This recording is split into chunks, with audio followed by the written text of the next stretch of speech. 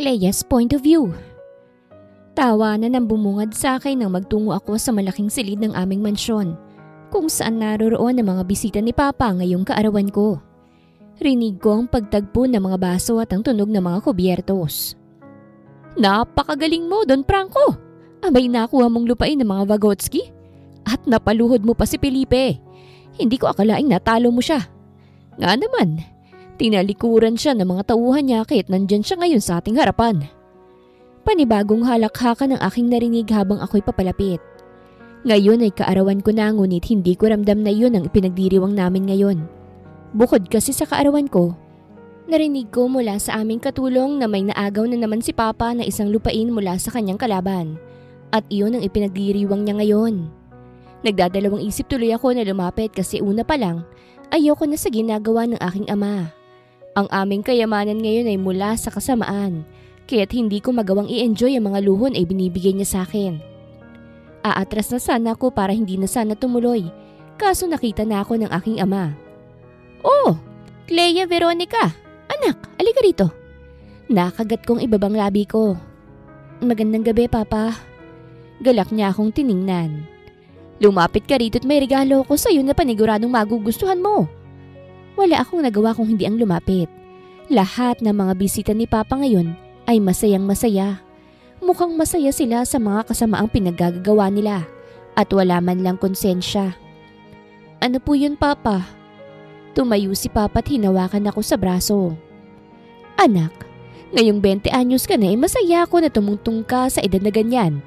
Alam ko rin na may gusto ka na hindi mo makuha-kuha. Ngayon, ako nang gumawa ng paraan para maisakamay mo na ang gusto mo. Bigla akong kinabahan sa kanyang sinabi. Ano hong ibig niyong sabihin? Lumingon ka sa iyong likuran. Sana'y magustuhan mong regalo ko, anak. Napalunok ako at unti-unting nilingon ang aking likuran. Agad namang tinanggal ng isang lalaki ang nakatakip na tela at na estatwa ko. Nang makita kong isang lalaki na nakatali at bugbog sarado. Nakasuot pa ito ng kasuotang pangkasal. Hindi ako makapaniwala lalo na ngayong nagkatinginan kami. Ramdam ko ang galit niya. Bumilis ang tibok ng puso ko't napatingin kay Papa. Papa, bakit nandito si Felipe? Anong ginawa mo sa kanya?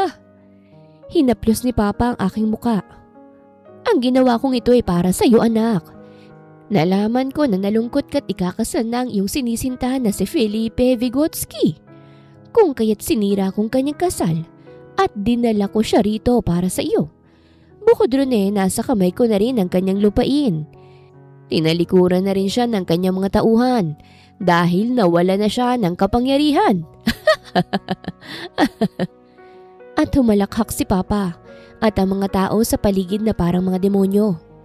Ito lang yata ang regalo ni Papa na hindi ako masaya. Nasaktan ako sa nakita ko. Hindi ko akalaing makikita ko ang isang Felipe Vygotsky sa aking harapan. Nakaluhod, bugbog sarado, at nakatali. Oo, gusto ko si Felipe, pero hindi sa puntong ito. Nalungkot ako sa kanyang pagpapakasal sa kanyang kasintahan. Ngunit hindi ko naman gusto na agawin siya mula sa kanyang minamahal. Ayoko namang magalit siya sa akin. Papa... Bakit naman, anak? Hindi mo ba nagustuhan ang aking regalo? Hindi ako nakapagsalita. Kasi kung hindi mo nagustuhan ay papatayin ko na lamang siya. Namilog ang mata ko nang bumunot ng baril si Papa na agad kong pinigilan. Wag! Nagustuhan ko, Papa. Nagustuhan ko pong regalo mo. Ibinaba ni Papa ang kanyang baril. Mabuti naman. Gawin mo ang gusto mong gawin sa lalaking yan dahil simula ngayon, alipin mo na siya, iha. Kung gusto mo siyang saktan dahil sinaktan niya ang puso mo, gawin mo. Sobrang bigat ng aking pakiramdam nang umalis kami sa lugar. Kasama ko na ngayon ang walang imik na si Felipe na hinihila ng mga tauhan ni Papa. Idiniretso siya sa bahay ko kung saan regalo ni Papa sa akin. Nang kami na lamang dalawa, ay agad ko siyang nilapitan at tinanggal ang mga nakatali sa kanya. Takot na takot akong tumingin sa kanyang mata dahil alam kong galit siya sa akin. Huwag kang mag-alala. Wala naman akong gagawing masama sa iyo eh. Aatras na sana ako nang hawakan niya ng mahigpit ang braso ko. Nakaramdam ako ng takot. Sa tingin mo ba magugustuhan kita ngayong nasa poder mo ko, Veronica? Bakit ko magugustuhan ang anak ng lalaking malupit hindi lang sa akin, kung hindi sa iba pa? Nangunguha ng lupain at yaman ng iba. Bitawan mo ako, Felipe. Nasasaktan ako. Binitawan niya naman agad ako kaya't lumayo ako. Hindi ko naman gusto ang pinagagagawa ng ama ko. Maniwala ka man o hindi. Pero sa isang kagaya ko na walang boses dito, wala akong magagawa kung hindi ang tumingin at maawa lamang.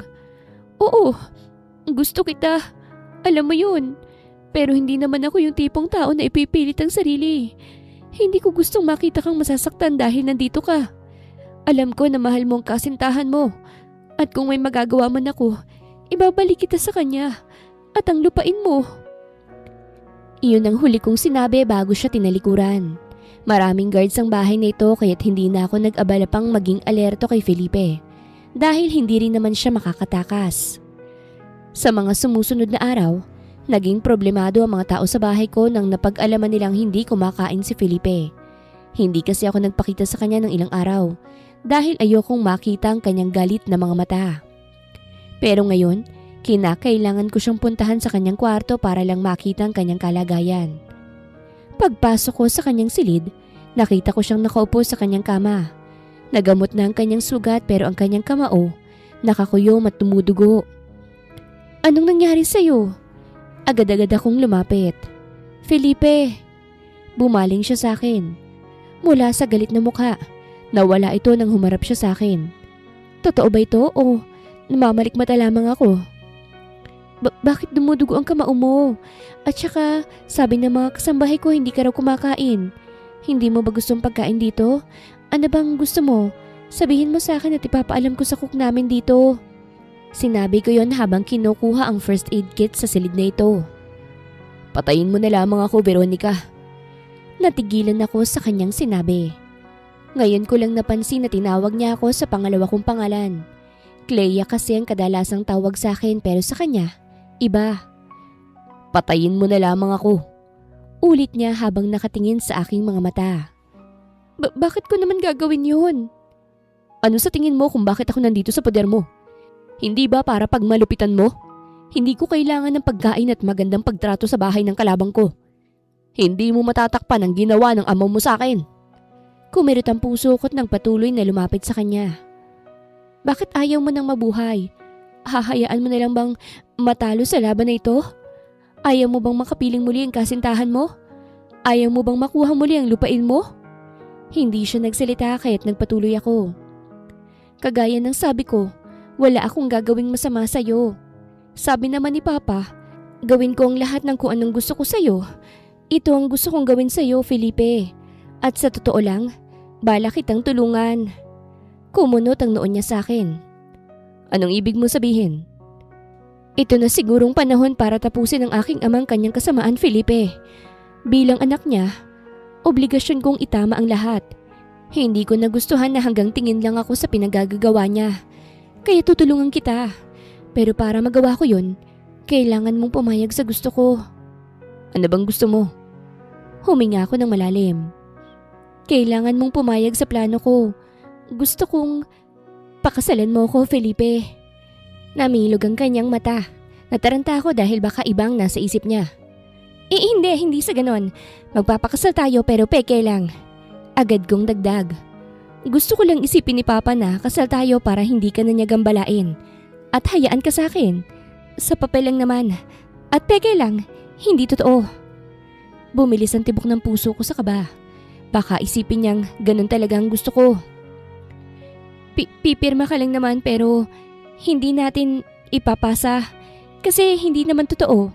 Wala akong balak agawin ka sa babaeng mahal mo, Felipe. Gusto ko lang na umayon ka sa gusto ko para madali na lamang ang lahat. Pumayag din kalaunan si Felipe sa plano ko. Akala ko nga'y tatanggi siya pero pumayag naman siya. At kinain din ng pagkain na luto ng cook. Ginamot ko rin ang sugat niya sa kamao at nagpadala ng maraming damit para sa kanya. Nagtungo rin ako sa opisina ni Papa upang ipaalam sa kanya ang gusto kong mangyari. Pakakasalan mo ang alipin mo, iha?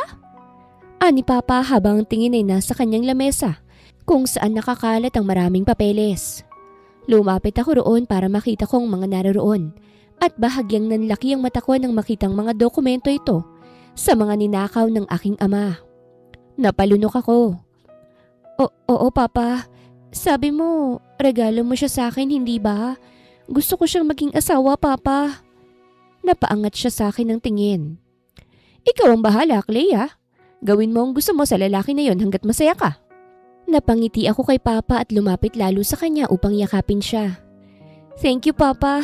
The best ka talaga. Sabi ko.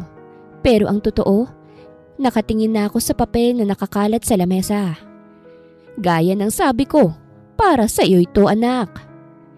Pinapirma ko na si Felipe sa marriage contract naming dalawa at saka itinago ito sa drawer. Wala namang pagbabago na mangyayari ngayong asawa ko na siya. Nilinaw ko rin sa kanya na hindi niya kailangang maging asawa sa akin dahil kami lang naman ang nakakaalam na peke ito. At isa pa, kailangan kong makabalik sa opisina ni Papa. Kailangan kong makuha ang mga papel na iyon. Isa yun sa mga ebidensyang magpapatigil sa kanyang kasamaan. Felipe's point of view. Wala namang pinagkaibang mga araw ko sa poder ng mga Legaspi. Lalo na ngayong pumayag ako sa gusto ng unika iha ni Don Franco. Distansya pa rin sa akin ng dalaga kahit pwede naman niyang gawin ang lahat ng gusto niya. Lalo na't nakulong na ako rito. Totoo ngang hindi na kami ginagambala ng kanyang ama nang pinirmahan ko na ang kontrata. Sa puntong ito, alam kong importante si Veronica sa kanyang walang hiyang ama. Pwede ko siyang gamitin para bantaan ng walang hiyang si Don Franco. Pero hindi naman yata tanga ang Don. Alam ko na may dahilan kung bakit hinahayaan niya ako sa anak niya na walang kalaban-laban. Matagal ko nang alam na may pagtingin si Veronica sa akin. Hindi naman yun sikreto. Lalo na noong magkaibigan pa si Don Franco at ang namayapa kong ama. Palagi silang pumupunta sa amin at nagnanakaw siya ng tingin sa akin. Pero sadyang wala akong nararamdaman sa dalaga dahil mas bata pa siya sa akin ng 4 na taon. At isa pa, may kasintahan na ako. At ang kasalsanan na pinakamasaya sa amin ni Larina ay nasira dahil sa pananakop ni Don Franco at ang pagtraidor ng mga tauhan ni Papa na iniwan sa akin nang mawala siya. Pero kahit na anong galit ko kay Veronica dahil sa pinaggagawa ng kanyang ama, hindi iyon nagtatagal dahil mabait siyang dalaga. Kahit masama nang sinasabi ko sa kanya, hindi iyon tumatalab sa kanya at nananatiling mabuti sa akin. Kaya bigla akong napatanong kung tatay niya ba talaga si Don Franco. Felipe, tutulungan kitang makalabas saglit. Wika bigla ni Veronica isang araw. Kumunot ang noo ko sa kanya. Ha? Anong ibig mo sabihin? Lalabas kasi ako dahil may bibilhin ako. Gusto kitang isama kaso maraming mga bodyguards. Mahal ako ni Papa kaya't kahit hindi siya payag sa gusto ko, pumayag din siya kalaunan. Nanliit ang aking mga mata. Anong binabalak mo? Gusto kong kitain mo ang kasintahan mo, Felipe. Namilog ang aking mga mata. Bibigyan kita ng pagkakataon na makita siya at ipaalam sa kanya na babalik ka pa rin sa piling niya. Tiningnan ko si Veronica. Nakangiti na siya sa akin kaya't hindi ko talaga mabasa kung anong nasa isipan niya. Pero bakit ako tatanggi? Ito ng pagkakataon kong makitang muli si Larina. At isa pa, hindi naman ako nandito para maging alipin. Gagamitin ko ang pagkakataong ito para makakuha rin ng ebidensya laban kay Don Franco at ibabagsak ko siya. Pagsisisihan niyang binuhay niya pa ang isang kagaya ko. O sige, pagsang-ayon ko. Nagawa ng paraan ang paglabas namin ni Veronica. Nanghingi siya ng permiso sa akin na humawak siya sa aking braso para maniwala si Don Franco na asawa niya talaga ako at inalipin. Nakasunod din sa amin ang ilan sa mga kasambahay at bodyguard sa aming paglabas. Papasok tayo sa isang shop at may tutulong sa iyo para lumabas sa kabilang pintuan. Maghihintay lamang ako sa iyo, Felipe. Binalingan ko siya. Hindi ka ba takot na hindi na ako babalik? Umiling siya. Hindi. Mas gusto ko pang tumakas ka kasamang kasintahan mo eh. At kapag babalik ka, sana ibagsak mo si Papa. Nagtagal ang tingin ko sa kanya at naibabari ng tingin sa kanyang kamay na nakahawak sa braso ko. Ramdam ko ang panlalamig niya. Alam ko na kinakabahan siya sa binabalak niya pero tinutulungan niya ako ngayon. Nang nasa labas na kami ng shop, hinarap ni Veronica ang tauhan ng kanyang ama. Maghintay lang kayo dyan sa labas, matatagalan kasi kami. Ani Veronica. Pero ma'am, ayoko ng pero-pero lalo na't kasama kong asawa ko. Gusto kong makipag-date sa kanya kaya sana naman bigyan niyo kami ng privacy. Nawala ang malambing na boses ni Veronica at napalitan to ng otoridad. Nakita ko tuloy si Don Franco saglit sa katawan ng dalaga. Hindi ko akalaing kaya niya ring gumanon. Natakot ang mga kasambahay at nagbaba ng tingin. Pasensya na po ma'am, dito lang po kami. Mabuti naman kung ganon. Bumaling na lamang sa akin at ngumiti. Pumasok na tayo asawa ko. Pumasok na kami sa loob ng shop. Ngayon ko lang napag-alaman na parlor shop pala ito dahil pagpasok namin, hiyaw agad ng mga baklang narinig ko. Clea! Nabitawan ako ni Clea nang niyakap siya ng mga bakla at nang nakita ko, tumaas ang kanilang kilay. Clea, hindi ko alam na kasama mo palang crush mo, ha? Namula ang mukha ng dalaga. Hindi sa ganun, Tonya. Siya yung sinasabi ko na tutulungan mo, di ba? Aba, talaga? Oo, Tonya. Baka naman. Oo naman, Clea. Hinarap ako ng bakla na nagngangalang Tonya. Tutulungan kitang makalabas kahit wag kang tatanga-tanga, ha? Si Clea ang malalagot. Tonya, ayos lang. Ngumiti si Veronica sa akin. Huwag kang mag-alala, ayos lang. Tumango ako. Ano naman ang pakialam ko kung ano mangyayari sa dalagang ito? Mukhang mahal na mahal siya ni Don Franco. Kaya kapag nalaman na itinakas niya ako, mukhang palalagpasin pa ito ng tatay niya. Tinulungan ako ng bakla na makalabas sa kabilang pintuan ng kanyang shop. Nakasuot ako ng hoodie at masama ang tingin niya sa akin nang pinasok niya ako sa loob ng sasakyan na pagmamay-ari niya. Pero may driver siya. Mag-ingat ka, Felipe. Kung hindi ka lang gusto ng kaibigan ko, baka na-shoot to kill ka na ngayon. Kaya wag mo sayangin itong pagkakataong ito. Tumakas ka at wag ka na magpapakita pa. Masamang tao itong si Don Franco. Ngunit hindi ibig sabihin na ganun din ang anak niya. Kaya sana naman yung galit mo sa ama lang niya, ha? At wag sa kaibigan ko. Kinatok niya ang bintana ng driver. Kuya, ihatid mo na siya kung saan niya gusto. Sige, Tonya. Mag-ingat kayo.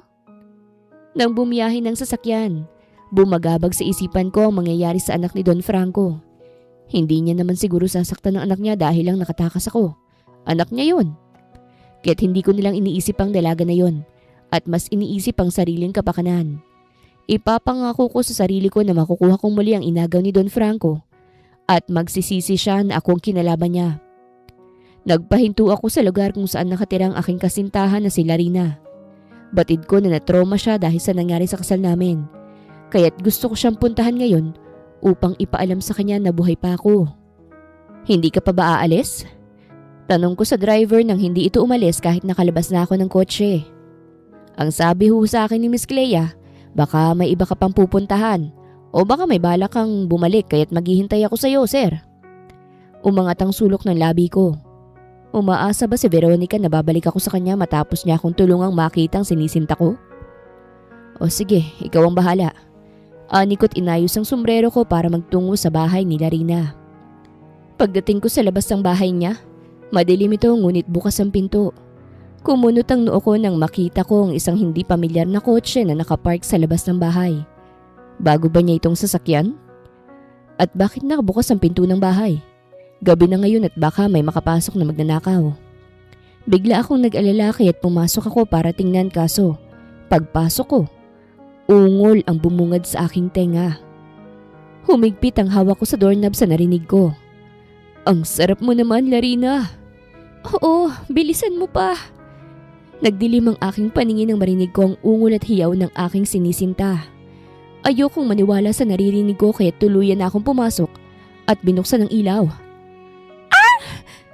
Nanlaki ang mata ni Larina nang bumukas ang ilaw at nakita ko. Felipe! Agad niyang itinulak palayo sa ibabaw niyang lalaking nakapatong sa kanya at agad tinakpan ng sarili ng kumot. Hindi ako makapaniwala na ang babaeng minamahal ko ng ilang taon ay tinatraidor ako ng ganito at sa sala pa nila ginagawa. Felipe! Umiyak si Larina at lumapit sa akin. Magpapaliwanag ako. Tiningnan ko ang lalaking nakapatong sa kanya kanina na hindi umiimik. Pero kilalang kilala ko ito. Siya ang lalaking malapit kay Larina. At ang sinabi ng mahal ko na huwag mababahala dahil magkaibigan lamang sila. Pero magkaibigan bang ginagawa nila ngayon? Gusto ko siyang suntukin hanggang sa masirang pagmumukha ng walang hiyang yun. Pero marami akong problema ngayon. Nawala sa akin ang kayamanan ko ilang linggo lang matapos maipasa sa akin. Nasira ang kasal ko dahil sa kalupitan ni Don Franco. Tinalikuran ako ng mga tao ni Papa. Tapos si Larina na siyang natirang kayamanan ko. Tinraidor ako ng ganito. Felipe, pakinggan mo muna ako. Tiningnan ko si Larina. Lumuluha siya ngayon dahil nahuli ko siya. At anong dapat kong pakinggan mula sa iyo, Larina? Nangungulila lamang ako sa iyo matapos kang kunin ng mga Legaspi. Si James, siyang nandyan para sa akin nung labis akong nasaktan na hindi natuloy ang kasal natin. Hindi ko na kailangan ng paliwanag mo. Malinaw na sa akin na tinraidor mo ako. Felipe, hindi! Please patawarin mo ako. Nang sinubukan niya akong hawakan, iwinaksi ko ang kamay niya. Wala na tayo, Larina. Hindi ko na ibig makasama ang isang kagaya mo. Malamig kong sabi at saka lumabas na sa kanyang bahay. Narinig ko ang kanyang pag-iyak pero hindi ako nagpatinag. Mas lalo lamang nadagdagan ang galit ko. Hindi ko alam kung anong ginawa ko para maranasan ito.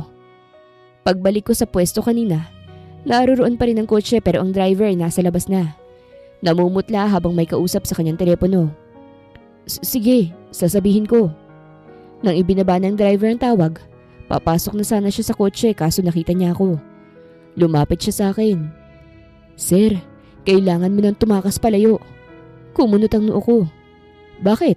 May nangyari ba? Nalaman na ho ni Don Franco ang pagtakas mo eh. Nagkagulo sa shop at kinaladkad si Miss Clea pabalik. Kailangan mo nang umalis, sir. Para hindi masayang lahat ng ito. Pumasok ka na po sa loob. Nauna nang pumasok ang driver sa kotse at ako naman, kinuyom ang aking kamao. Clea's point of view. Tiniis ko ang masasakit na paghampas ni Papa sa kanyang hawak na latigo sa likod ng aking tuhod.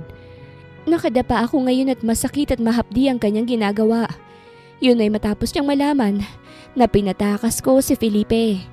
Hindi sana akong nasa posisyon na ito ngayon kasi ang sasaktan sana ni Papa ay ang mga bodyguards at ang mga kasambahay na kasama ko. Ngunit inako ko ang lahat kasi wala naman silang alam sa gusto kong gawin. Hindi mo ba alam kung gaano kadelikadong ginagawa mo, Clea?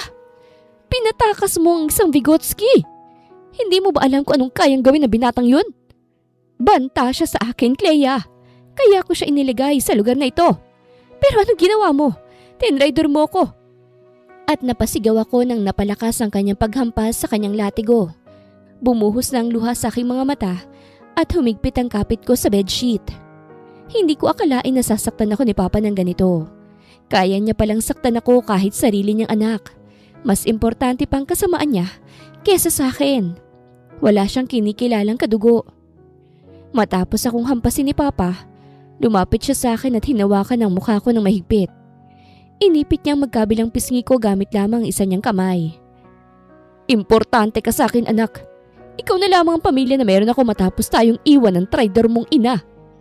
Pero sa ginagawa mo, mas ipinapakita mo sa akin ngayon na katulad ka rin niya. Napakasama mo, Papa. Binitawan niya ang mukha ko at bumuntong hininga. Lahat ng ito ay para sa iyo, anak. Kaya't huwag kang makialam. Tigasan mong puso mo at hayaan mo ako sa gusto ko. Kung ayaw mong matulad sa ina mo, huwag kang makialam. Celia, Auring, dalhin niyo si Clea sa kulungan. Gusto kong matuto siya sa kanyang ginawa. Dinala nila ako sa kulungan sa underground. Ito'y kadalasang kulungan ng mga kasambahay na nagkakasala at pinapatiis sa gutom para matuto. Hindi ko akalain na mararanasan ko na ito. Hindi na rin ako makalakad dahil sa sobrang hapdi ng likod ng tuhod ko. Nagdurugo kasi ito at kahit anong lagay nila ng gamot, hindi pa rin nila maiwala ang sakit na nararamdaman ko ngayon. Napayuko na lamang ako at niyakap ang tuhod ko sa malamig at madilim na kulungan na ito. Sana hindi na bumalik si Felipe rito. Sa takot pala ni Papa kay Felipe, dahil kaya pala siya nitong pabagsakin. Sana gawin niya yun. Pagod na ako sa kasamaan ni Papa. Ayoko nang makita at maranasan pa. Hindi ko na malayang nakatulog pala ako.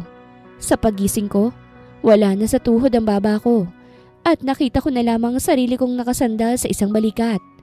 Unti-unti akong umalis at nag-angat ng tingin. Sinong nasa kulungan kasama ko? Nang tingnan ko ito ng maayos, umawang ang labi ko nang makitang si Felipe ito. Nadakip ba siya? Hindi siya nakatakas? Tiningnan ko ang kanyang katawan kung may sugat ba siya o binugbog ba siya ng tauhan ni Papa. Pero wala akong nakitang galos o sugat sa kanyang katawan. Bakit siya nandito? Naalimpungatan si Felipe dahil sa paggalaw ko. Nataranta ako at umatras kaso nakita niya na ako. Veronica, bakit ka nandito? Nahuli ka ba ni Papa? Imbis na sagutin niya ako, nagbaba ang tingin niya sa tuhod ko. Niyakap ko ito ng mahigpit. Bumalik ako. Sagot niya. Bakit ka bumalik? Hindi mo ba alam kung anong kayang gawin ni Papa? Hindi ko pwedeng baliwalain ang buhay ng taong may malasakit sa akin. Pagputol niya sa akin. And besides, wala na rin naman akong babalikan. Nalungkot akong bigla. Bakit? Ayaw na ba ni Larina sa'yo dahil matagal kang nakabalik sa piling niya? Pwede kitang tulungan. Kapag maayos na ako, pwede ko siyang kausapin para sa'yo. Hindi na yun mangyayari pa, Veronica. Ayoko na rin makitang traidor na yun. Nagtagal ang tingin ko kay Felipe at mukhang may nangyaring ang hindi maganda sa pagitan ng kanyang mahal. Ngunit hindi na ako nagtanong dahil wala naman ako sa posisyon para makisali. Ang hindi ko lang matanggap ay bumalik pa siya rito. Baka hindi na siya makalalabas pa dahil bantay sarado na kami ng mga tauhan ni Papa. Ilang araw lang kaming kinulong ni Papa sa underground bago kami pinalabas. At dahil masyado pa akong mahina, kinakailangan akong kargahin ni Felipe patungo sa sala kung saan naroroon ang aking papa. Hindi ko lubos akalain bumalik ka pa rito, Felipe. Ani Papa matapos akong napaupo ni Felipe sa upuan ko. Hindi ko rin akalain na kaya mong saktan ng sarili mong anak, Don Franco. Masyado ka na yatang nabulag sa kayamanan ng iba. Natawa si Papa.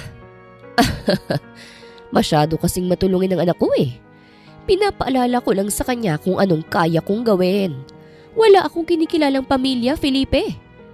Noong pinagtaksilan ako ng kanyang ina, pinatay ko gamit ang sarili kong baril para hindi na sila magsama ng lalaking pinili niya. Naikuyom ko ang kamao ko. Anong dahilan kung bakit tayo magkaharap ngayon, Don Franco? Yun ay gusto ko ng negosasyon, Felipe. Ibibigay kong ilang ektarya na nakuha ko mula sa iyo kapalit ng pagiging asawa mo sa anak ko. Yun na lamang kasi ang paraan para mapatawad niya ako sa ginawa kong pananakit sa kanya at hindi nauulit pa. Napasinghap ako.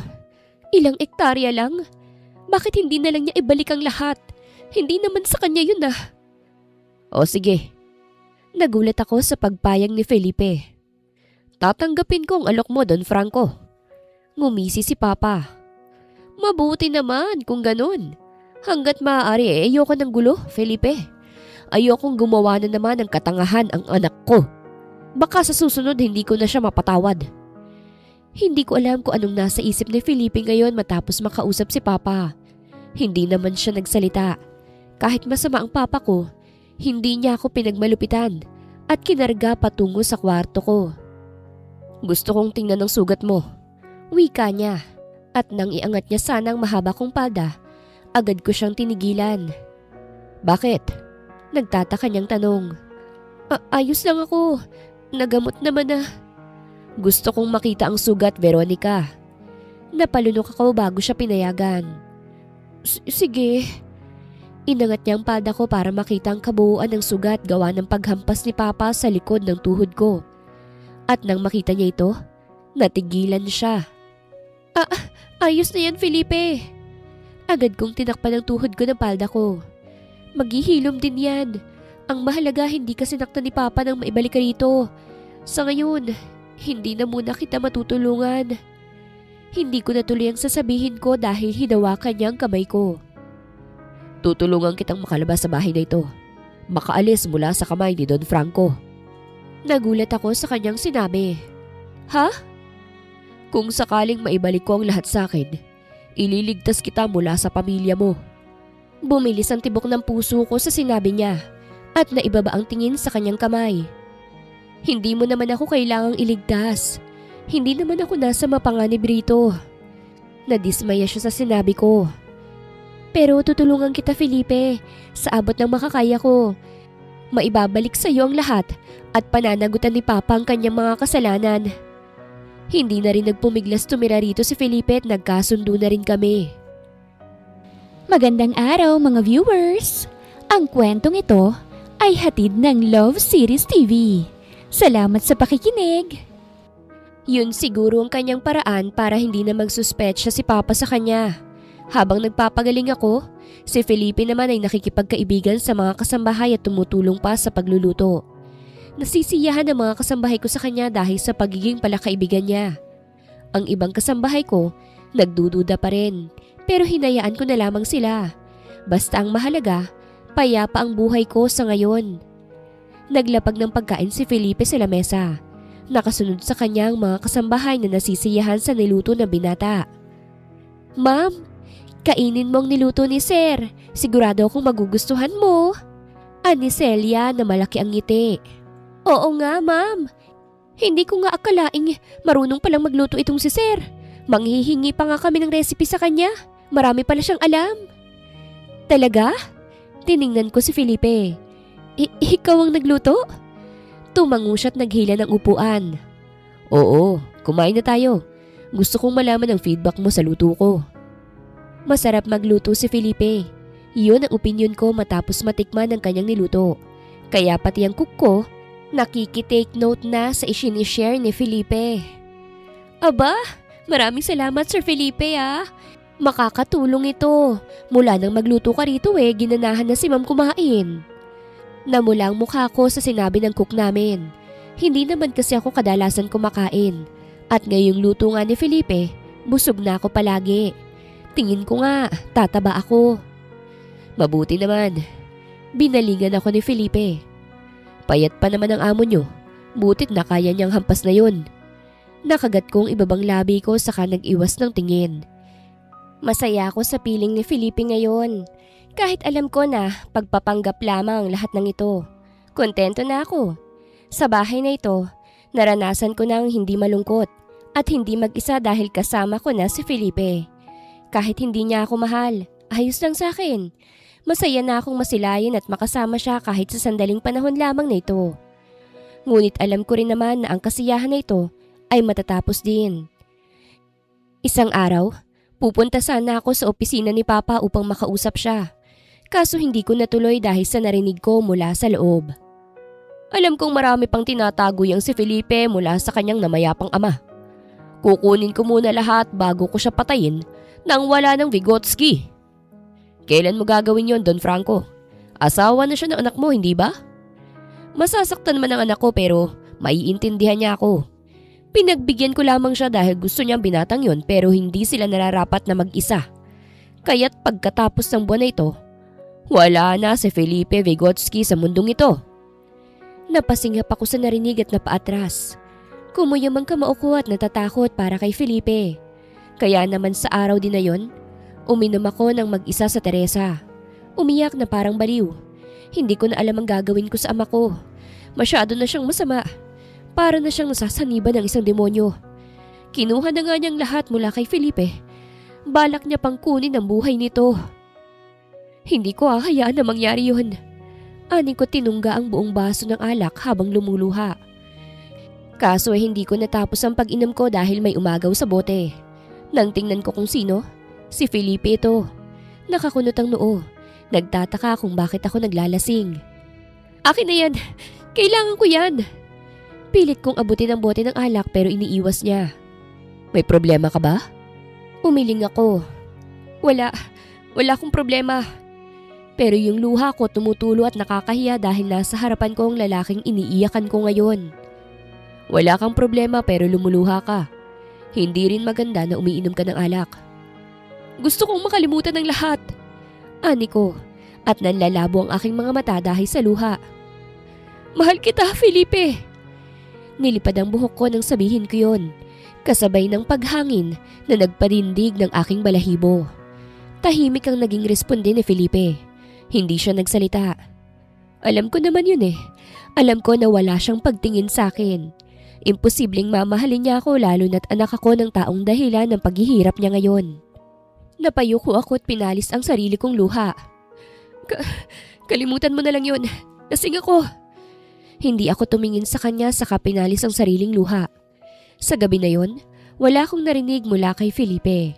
Pero hindi naman niya ako iniwan sa terrace.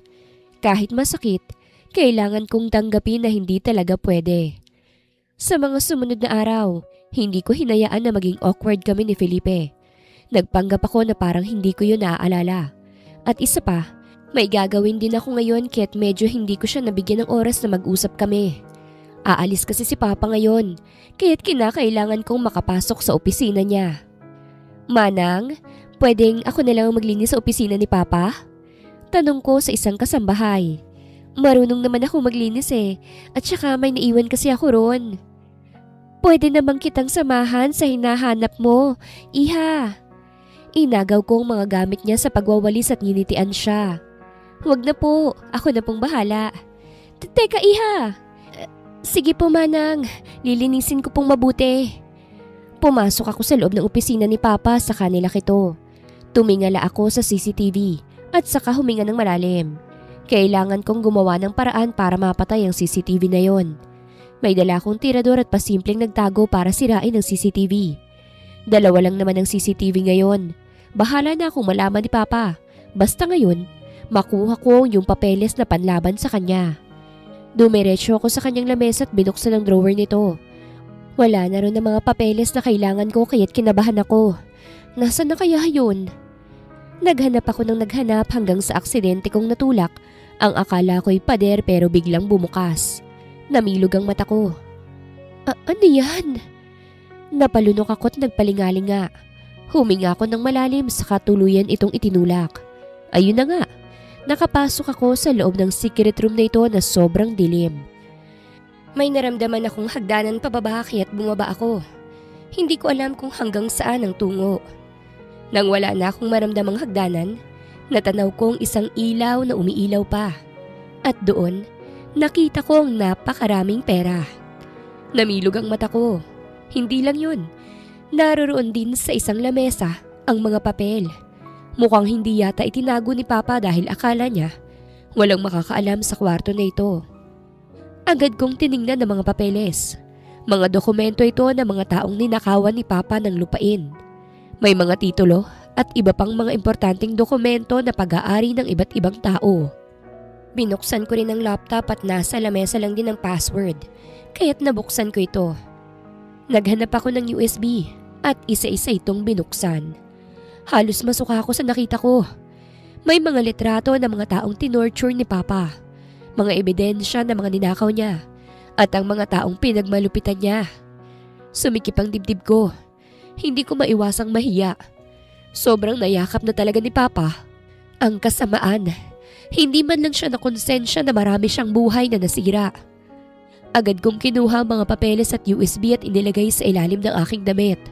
Makapal kasing damit ko kaya't pwedeng maitago ang mga papeles sa ilalim.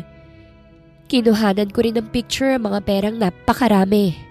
Nang lumabas ako, nagkunwari ako na walang nakita at saka nilinisan ang opisina.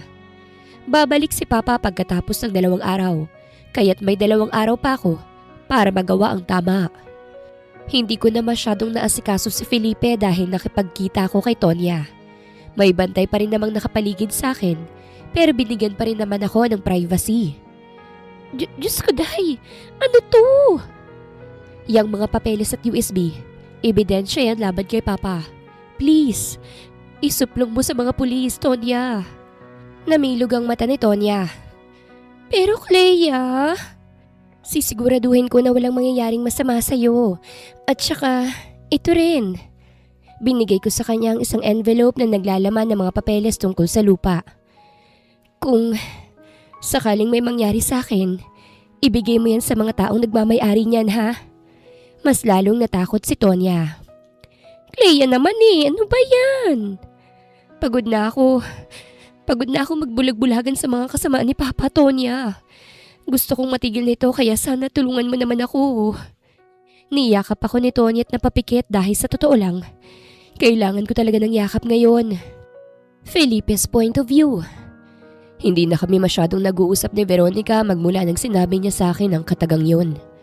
Hindi ko alam kung naaalala niya ba yun dahil uminom siya ng alak, kaya't hindi niya ako pinapansin. O baka may ginagawa siya. Si Veronica? Tanong ko. Binibisita ho ang kanyang kaibigang si Tony ah. Napatango ako't hindi na nagsalita. Pumasok na lamang ako sa kanyang kwarto para sana tumambay nang mapansin kong hindi nakasaradong drawer. Kumunot ang noo ko at nilapitan to. Ang una kong nakita ay ang tirador o slingshot na mukhang bago pa lamang ginamit. Sa loob ng drawer, nakita kong envelope. Kinuha ko ito sa kanilabas ang laman. Umangat ang kilay ko. Marriage contract to na may pirma naming dalawa. Mukhang tinutuon niya nga ang kanyang sinabi. Napeke lamang ang aming kasal dahil hindi naman niya ito pinasa. Sir! Agad kong naibalik sa loob ng envelope ang marriage contract at nilingon ng kasambahay. Bakit ho? Nakabalik na ho si ma'am. Tumango ako sa kahumarap. Itinago sa likod ang envelope. O sige ho, bababa na ako. Sinarado kong drawer sa lumabas ng kwarto ni Veronica. Dinala kong envelope hanggang sa sala at nakita ko siya na parang pagod na pagod. Okay ka lang ba? Agad na bungad ko. Tumango siya ngunit hindi tumingin sa akin. Oo, ayos lang ako. Lumapit na ako sa kanya at diniretso siya. Iniiwasan mo ba ako? Napatingin na rin siya sa akin. Ha? Anong sinasabi mo hindi kita iniiwasan? Napatikhim ang mga nakarinig na kasambahay at umalis para bigyan kami ng privacy. Nanliit ang mga mata ko. Nagsasabi ka ba ng totoo? Oo naman. Ngumiti siya sa akin pero hindi yun abot hanggang tenga. Hindi kita iniiwasan. May mga inaasikaso lang ako.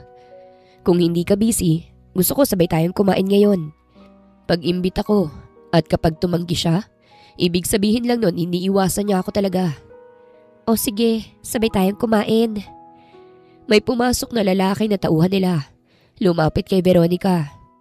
Ma'am, dumating na po yung in-order niyong gas. Saan po ilalagay? Kita ko ang taranta sa mukha ni Veronica at agad hinarap ang lalaki. Sa likod na lang po. Sige po ma'am. Pag alis ng lalaki, tinanong ko siya. Anong gagawin mo sa gas? Para lang sa kitchen. Hinawakan niya ang braso ko. Tara, kain na tayo. Naging sobrang daldal bigla si Veronica nang nasa hapagkainan na kami. Marami siyang kwento ngunit hindi ko magawang pakinggan to ng maayos dahil nakamasid lamang ako sa kanya. Ramdam ko na parang may tinatago siya.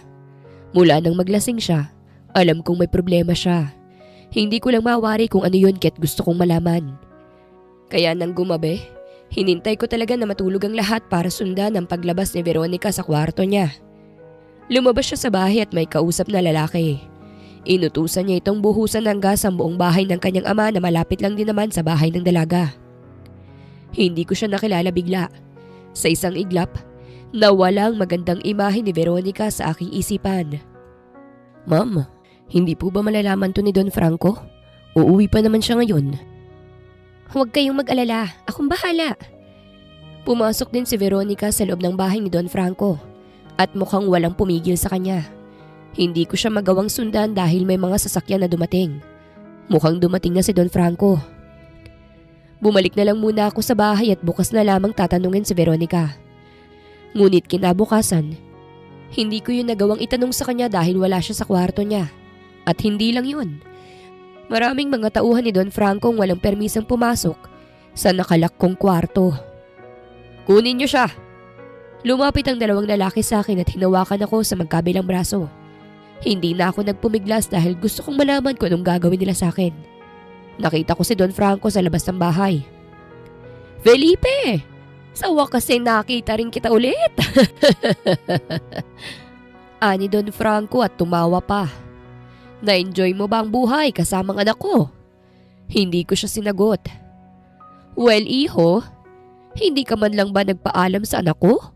Huling araw mo na ngayon dahil napagtanto ko na kung pananatilihin kitang buhay hindi mawawalang pangamba ko. Kumuyom ang kamao ko. Gusto ko sanang makita ng anak ko kung papaano kitang papatayin sa harap niya kaso wag na lang. Ayoko rin kasing makita siyang umiiyak. Magmamakaawa na naman sa buhay ng isang kagaya mo. Hindi ka ba naaawa sa anak mo, Don Franco? Siyang naiipit sa mga pinagagagawa mo. Ano bang nakukuha mo sa mga pang-aagaw na hindi naman sayo? Kapangyarihan, sagot agad ni Don Franco. Kapag nakuha ko ang mga lupa't kayamanan ng mga respetado sa lungsod na ito, yayaman ako. Walang magagawa ang mga tao kung hindi ang matakot at lumuhod sa akin.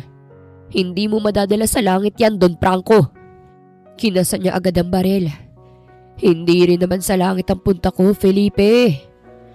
Pagkatapos niyang sabihin yon, nakaamoy kami ng usok. Agad akong napatingin sa bahay ni Don Franco na nasusunog. Namilog ang mata ko. Veronica! Don Franco, nasusunog ang bahay mo!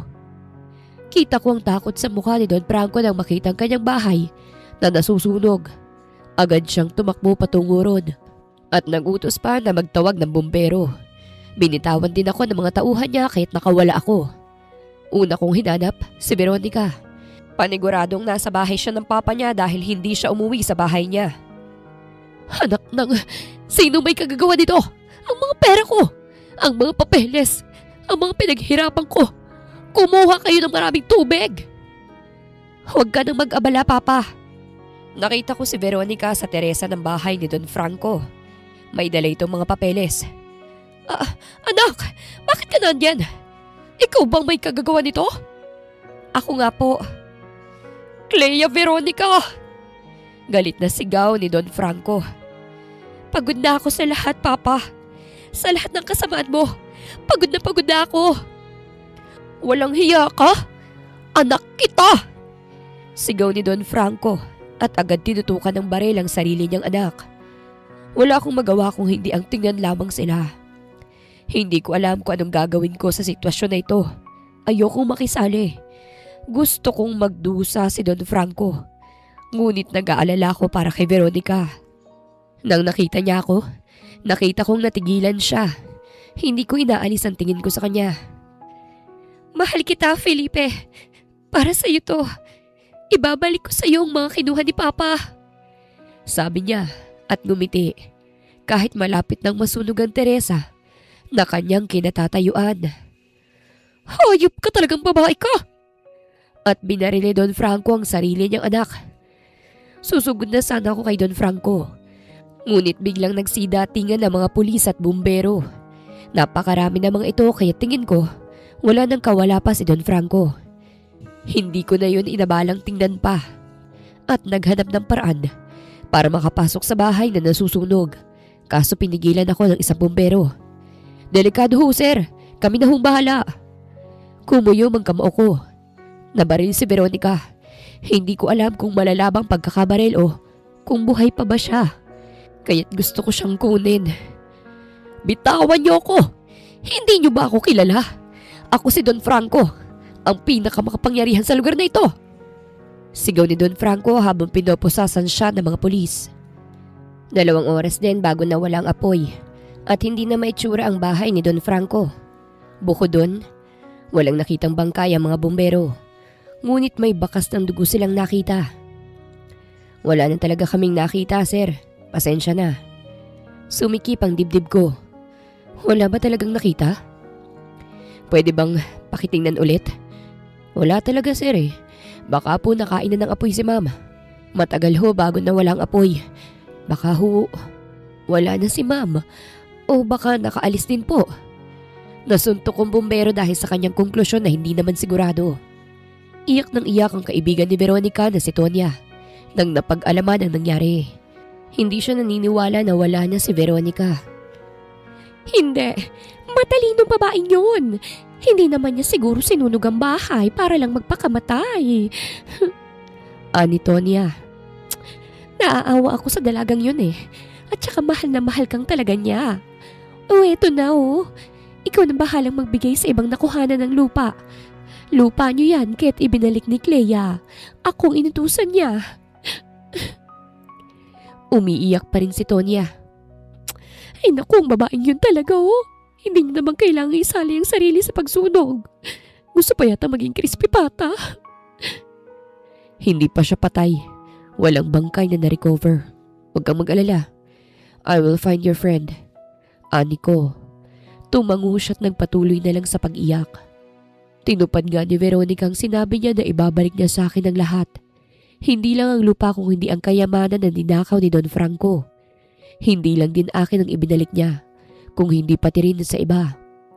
Pero kapalit nun ay ang buhay niya. Hindi ko alam kung ano nangyari, pero mas malaki ang tiwala ko na hindi pa siya patay. Clea's point of view.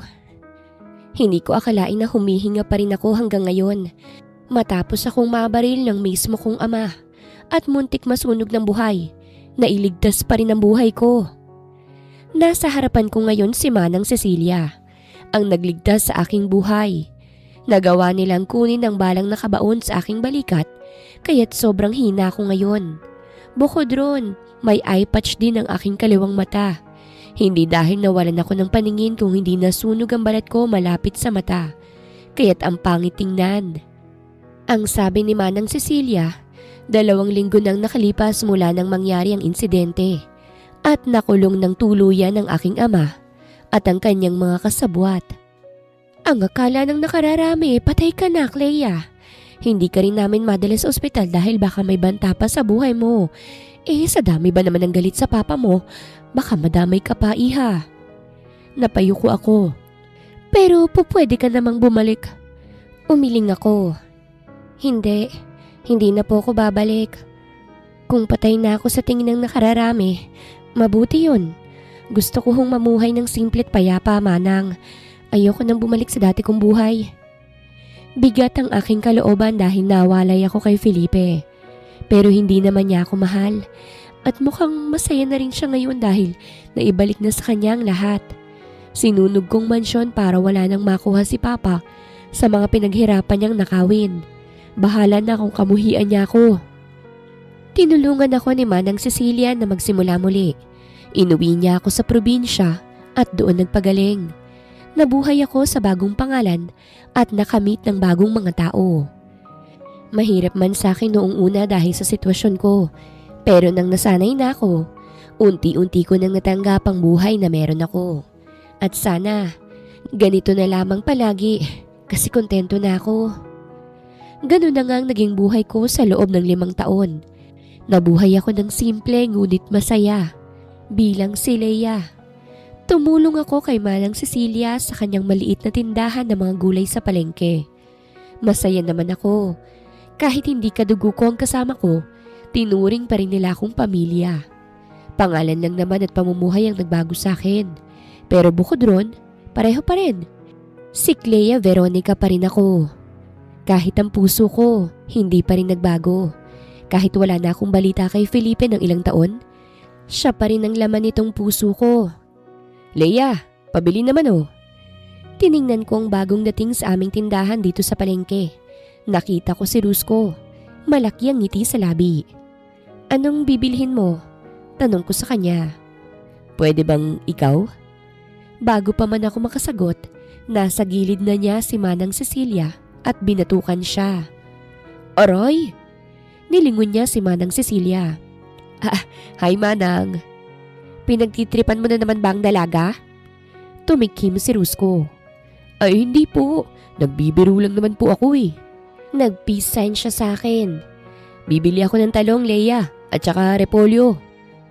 Araw-araw ka na yatang bumibili ah. Vegetarian ka ba? Tanong ko sa kanya habang kinukuha ang gusto niyang bilhin at ikinilo ito. Magiging vegetarian talaga kapag magandang tindera. Bulong niya pero rinig na rinig ko naman.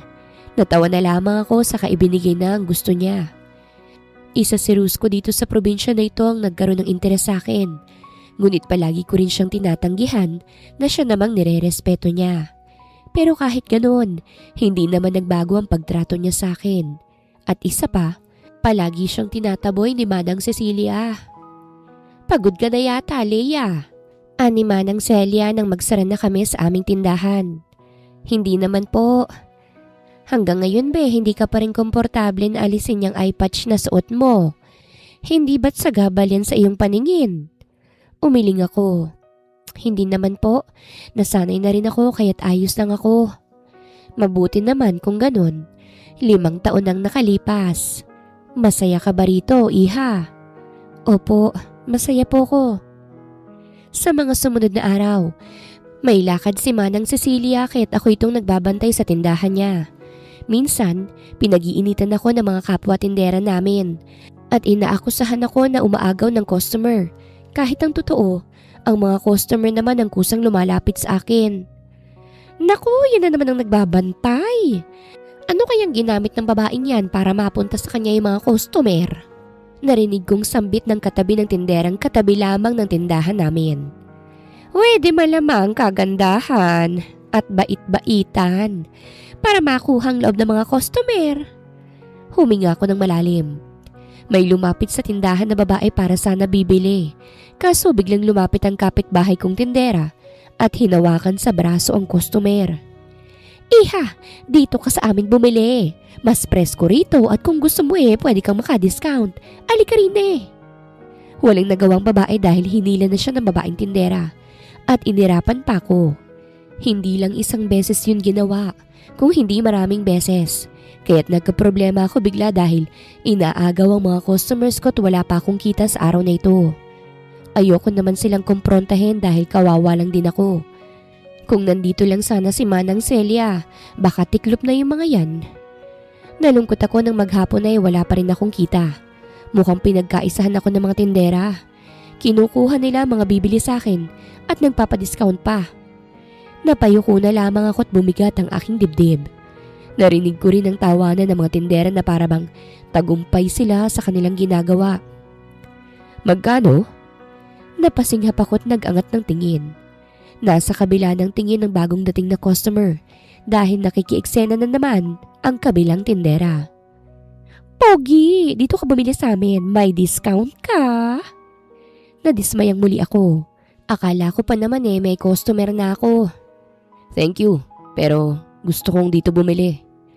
Natigilan ako dahil sa boses na yon, kasabay ng paglaki ng aking mga mata. Nag-angat ako ng tingin. Halos napaatras ako nang makitang may-ari ng boses na yon. Felipe. Hindi man lang siya nagulat nang makita ang itsura ko. O di kaya, hindi niya ako nakilala dahil sa eye patch ko? At isa pa, mukhang bumalik na talaga siya sa dati niyang buhay. Mukhang sa kanyang sasakyang nakaparada. Bakit siya dito bumibili ng gulay? Ano pong bibilhin niyo, sir? Hindi ko siya matingnan sa mata kasi kinakabahan ako. Bibilhin ko lahat. Napasinghap ako pati na rin ang ibang tinderang nakarinig. Bibilhin niyang lahat? Narinig kong wika ng tindera. Pogi, baka gusto mo ring bilhin ng sa amin. Sige na naman, Pogi. Pero hindi man lang pinansin ni Felipe ang mga tindera. Nasa akin ang kanyang tingin. Sigurado ka ba? Tanong ko. Oo, sigurado ako. Seryoso niyang wika. Matatagalan to, sir. Okay lang, marami akong oras. Napakurap-kurap ako at tumango. Habang naghihintay siya, pasimple kong nililista ang mga bibilihin niya. At hindi rin ako naghirap dahil may kasama pala siyang magbubuhat sa mga bibilihin niya para ilagay sa kotse niya. Habang ginagawa ko yun, kung ano-ano na lamang ang pumapasok sa isip ko. Kung nakilala ba ako o hindi. Iho, ang dami mo naman yatang binili. May asawa ka na ba? Usisa ng mga tindera. Nakikinig din ako sa usapan nila. Oo nga naman, iho. Mukhang isang buwang stock na yata ng gulay ang binili mo ah. Oo, may asawa na ako. Natigilan ako sa narinig. Wow! Ang swerte naman ng asawa mo, iho. Napakagwapo mo. Hindi ko itatanggi na mas lalong bumigat ang pakiramdam ko. Kasal na pala si Felipe at mukhang masaya na sa buhay. Dapat maging masaya ako para sa kanya. Pero hindi ko siya nakakasama Dagdag ni Felipe. Aba, oy bakit naman? Nag-away ba kayo? Hindi naman, pero ngayon susuyuin ko siya. Dagdag pa nito. Hindi ko na lamang inisip yun na tinapos na ang paglilista at pagtotal sa lahat ng kanyang binili. Nang matapos, agad kong ipinakita sa kanya ang listahan at ang kanyang babayaran. 3,544 pesos. Ani ko, iyon po yung total ng binili mo. Nagbigay agad siya ng 4,000. Keep the change. Salamat po. Ani ko nang hindi tumitingin sa kanya. I'll be back tomorrow, Veronica. Napasinghap ako at napatingin sa kanya. Sino si Veronica? Ngumisi siya at umatras. Asawa ko. Hindi ako nakatulog sa gabing yon. Kahit masaya si Manang Celia dahil naubos ang paninda niya, pinuno ni Felipe ang isipan ko. Nakilala niya kaya ako? At anong sinasabi niyang asawa? Veronica ang pangalan ng asawa niya? Iyon ang bumabagabag sa isipan ko kaya sa mga sumunod na araw, puyat na puyat ako. Kaya't hindi ako sumama kay Manang Celia sa kanyang tindahan. At kung siya nga si Felipe at nakilala niya ako, mukhang kailangan ko siyang iwasan. Hindi na kami pwedeng magkita ulit. Ayoko nang masaktan pa at gusto ko na siyang tuluyang mawala sa sistema ko. Payapa akong nagpapahinga sa aking kwarto sa bahay ni Manang Celia. Ako lamang mag-isa ngayon dahil ang apo ni Manang Celia ay lumuwas sa syudad upang maghanap ng trabaho. Nasa gitna ako ng pagpapahinga nang may kumatok sa pinto. Napilitan akong bumangon para lang matingnan kung sinong kumakatok. Sandali lang, ani ko, at tamad na binuksan ang pinto ng bahay. Pagbukas ko, agad kong naisara ng hindi inaasahang tao ang bumungad sa akin. Napalunok ako at kumurap-kurap bago muling buksan ang pinto. Nakita ko siya, si Felipe. Bakit po? Bakit wala ka sa tindahan? Tanong niya. May problema po ba? At paano mo nalaman ang bahay namin? Tinuro ni Manang Celia. Hindi ako nakapagsalita. Ayos ka lang, Veronica? Bakit mo ko tinatawag na Veronica? Hindi ako si Veronica. Pagtanggi ko. Hindi mo na kailangang magpanggap, Veronica. Alam ko na ikaw yan. Matagal ko nang alam na nandito ka. Bumuntong hininga ako at sumuko na lamang. Ano bang kailangan mo, Felipe? Naibalik ko na sa iyong lupain mo at ang mga kayamanan mo. May hindi pa ba ako na ibibigay? Meron. Napaisip ako. Ano yun? Ikaw. Hindi ka pa bumabalik sa akin. Seryoso niyang sambit. Napatunga nga ako. Anong sabi mo? 5 taon akong naghintay sa iyo, Veronica. Yung mga kasambahay na iniwan mo, nilipat ko sa akin. Hanggang ngayon naghihintay pa rin sila sa iyong pagbabalik. Bakit ako babalik doon, Felipe? Wala na akong yaman upang pasweldohan sila. Nakakulong na ang papa ko at maayos ng buhay ko rito. Wala na akong dahilan para bumalik pa. Kailangan mong bumalik dahil asawa kita. Napasinghap ako. Ha? Kaya ako nandito para sunduin ka pabalik. Natawa ako sa sinabi niya. Sabog ka ba, Felipe? Hindi mo ba naaalala ang sinabi ko noon? Peke lang ang kasal-kasalan natin. Akala ko ba malinaw yun sa'yo? At saka, bakit mo naman iisipin ngayon na ako ang asawa mo? Wala ka namang nararamdaman para sa akin. Nang nawala ka, nasa kamay ko ang marriage contract. Ipinasa ko yun. Ginawa kong legal kaya't totoong kasal na tayo, Veronica. Ha?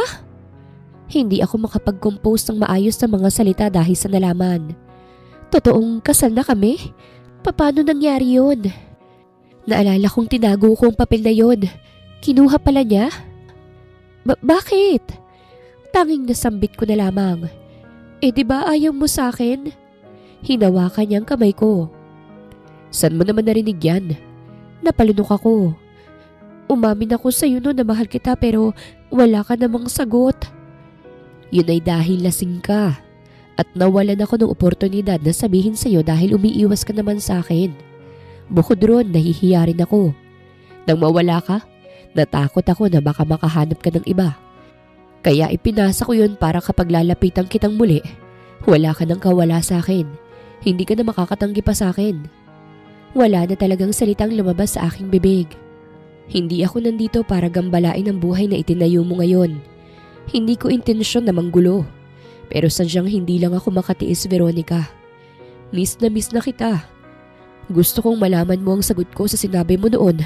At sana, katulad pa rin noon ang nararamdaman mo para sa akin. Masasabi ko na ang rupok ng puso ko para tanggapin agad si Felipe. Kahit ilang taon kaming nawalay, hindi pa rin naman nagbabago ang pagtingin ko sa kanya. Nanatili siya sa bahay at nang makauwi si Manang Celia, ipinakilala ko siya ng maayos. Doon inamin ni Manang Celia na matagal na niyang napansin si Felipe dito sa probinsya.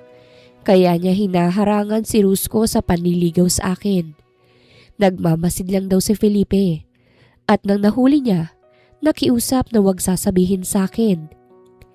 Nagpakita lang daw siya dahil hindi niya matiis ang pambubuli ng mga tindera sa akin.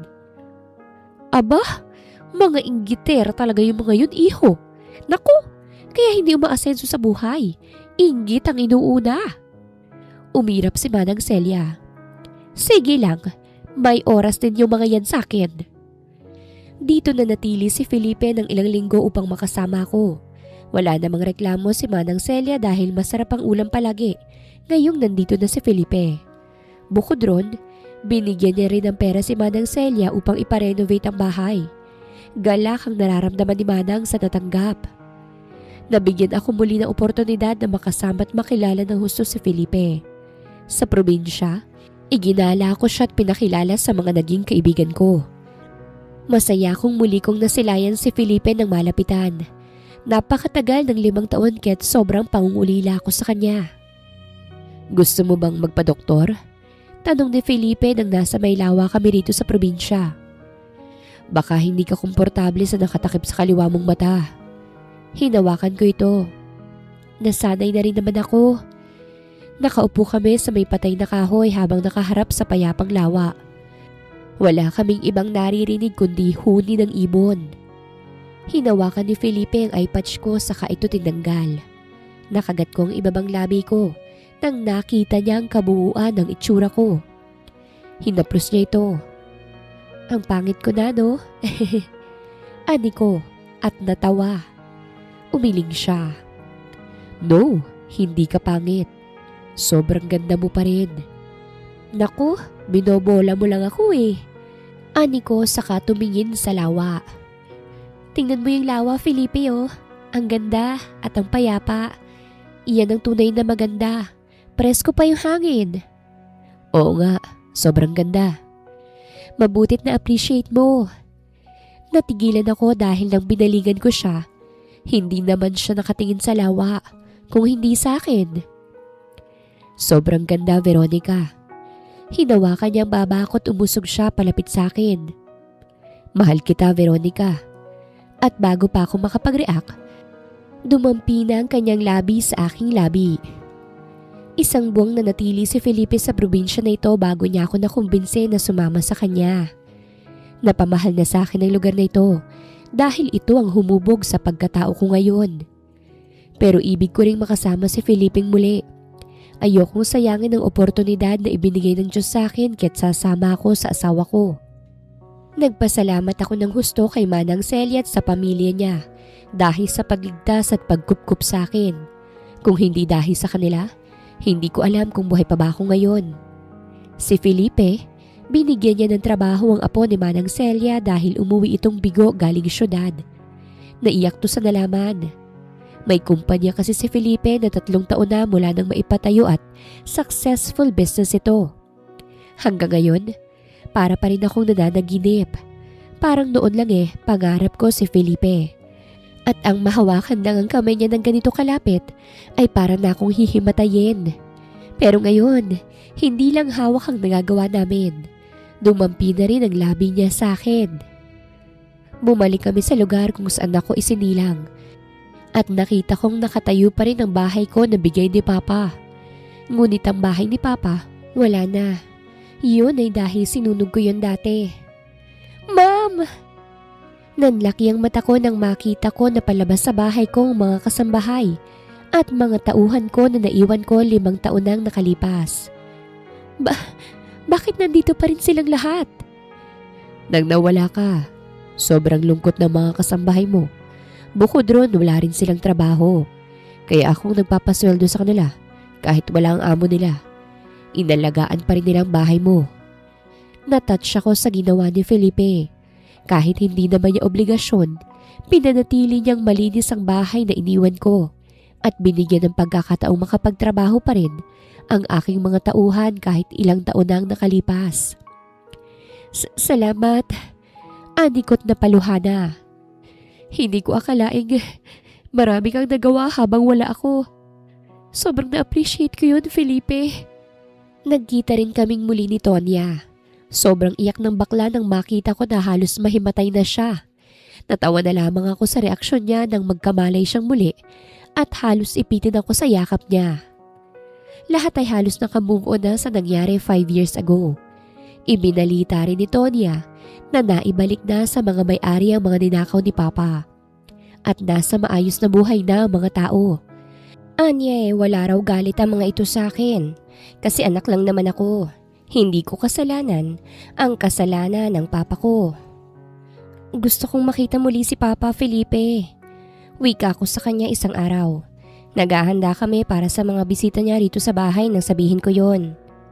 Sigurado ka ba? Tumango ako. Gusto kong makita ang lagay niya. Bumuntong hininga siya. O sige, papayag ako ngunit sasamahan kita. Napangiti ako saka masayang sumang-ayon. Matapos naming maghanda para sa party bukas, nagtungo muna kami sa presinto upang bisitahin ang aking ama. Sa totoo lang, naroroon pa rin ang takot sa puso ko. Paniguradong galit siya sa akin. Sobrang galit na kaya niya akong barilin. Legaspi, may bisita ka. Ani ng jail guard. Nakita ko si Papang nakayuko lamang. Namamayat na siya at may mga tattoo na sa katawan. Kumirot ang puso ko sa nakita. Ako ang dahilan kung bakit siya nandyan. Sino na naman yan? Nang mag-angat siya ng tingin, napatayo agad siya at lumapit sa may rehas. Kita kong higpit ang pagkakahawak niya sa bakal at ramdam ko ang panggigigil niya. Sumikip ang puso ko dahil doon.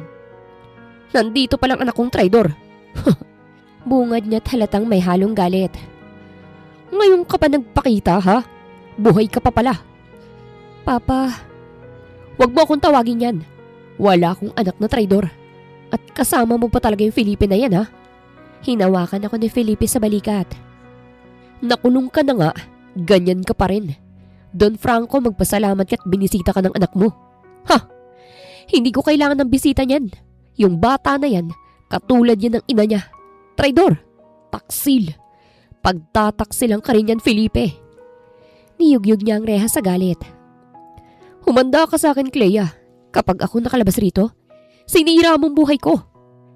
Inilagay na ako ni Felipe sa kanyang likod dahil nagwawala na si Papa. Kahit nasa kulungan na siya, hindi pa rin siya nagbabago. Ikaw ang sumira sa sarili mong buhay, Don Franco. At huwag kang mag-alala. Hindi mo na makikita ang anak mo at gagawa ng masama dahil sisiguraduhin kong mabubulok ka sa kulungan. Nadismaya ako na ganun ang kinahinatnan ng pagbisita ko sa aking ama.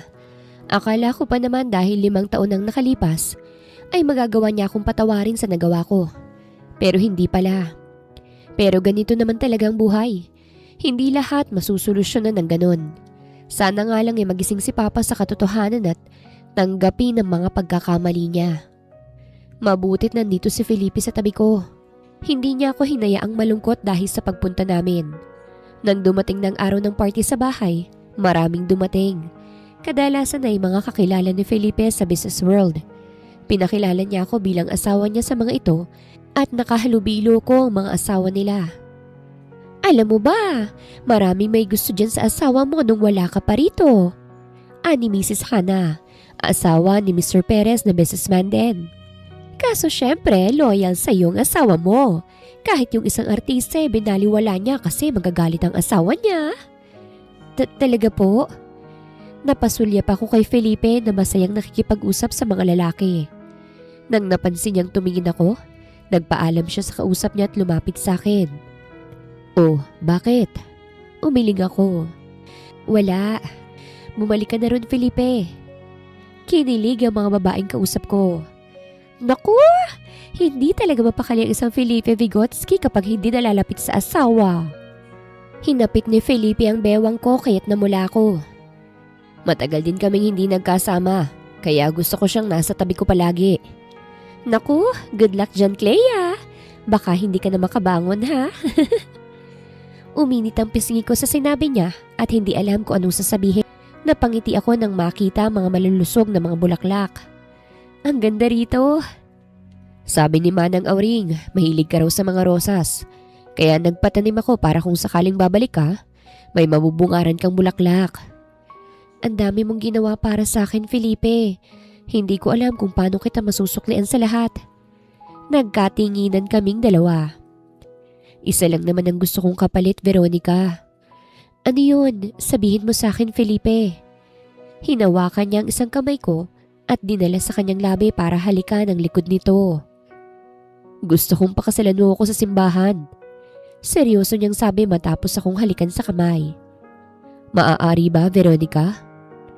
Pangarap na kita noon pa man, Felipe.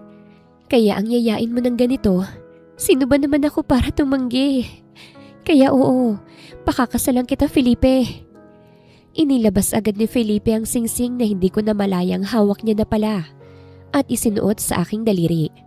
Matapos nun ay niyakap niya ako ng mahigpit. Narinig ko ang palakpakan sa paligid kaya't napakalas ako sa kanya ng yakap at napatingin sa paligid. Nanlaki ang mata ko nang makita ko na ang mga kasambahay at tauhan namin. Si Tonya at pati na rin si Manang Celia na pumapalakpak. May violin pa na agad tumugtog kaya't nagtaka ko. Magsaya tayo, Veronica, ani Felipe. Nagpuyat yang mga yan para lang masunod ang gusto ko. Kumaway si Tonya sa akin at si Manang Celia. Napangiti na lamang ako at sa pagkakataong to, nahanap ko na ang totoong pamilya ko sa lugar na ito. Ang mga taong nagpatigil sa alipin kong puso. Wakas!